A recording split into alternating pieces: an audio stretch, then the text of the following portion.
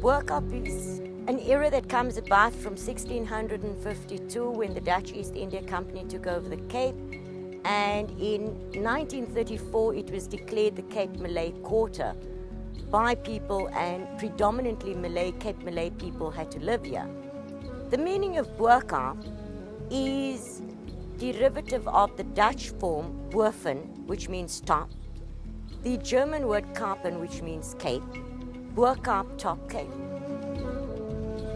You'll find it has a diverse architectural diversions here. You find in the monumental area typical Cape Dutch style houses, typical Cape Georgian style houses, a mixture of both styles.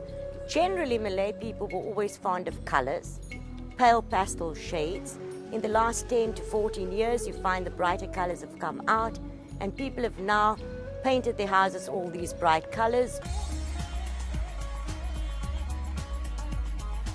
You find people in general are friendly. They're very open. They welcome anybody. You find that they would often stop and give tourists advice. They would talk to tourists. You find it's an era where people are very easy. Find there's a difference between Malaysian cuisine and Cape Malay cuisine. Malaysian Malay food is very strong, very spicy. It often has a bland taste to it because you find there's a little bit too much spices used.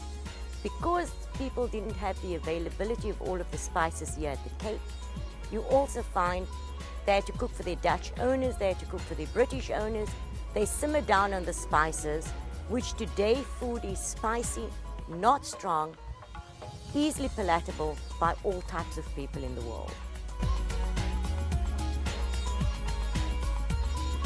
It's an era that should be visited from a historical aspect. If you want to find out South African history, a lot of the history started in Bo-Kaap. A lot of the history still exists in Bo-Kaap. And yes, you have the colorful houses, you've got good food here, you've got good people to visit. It is one of the attractions of Cape Town. It is as stable as what Table Mountain is.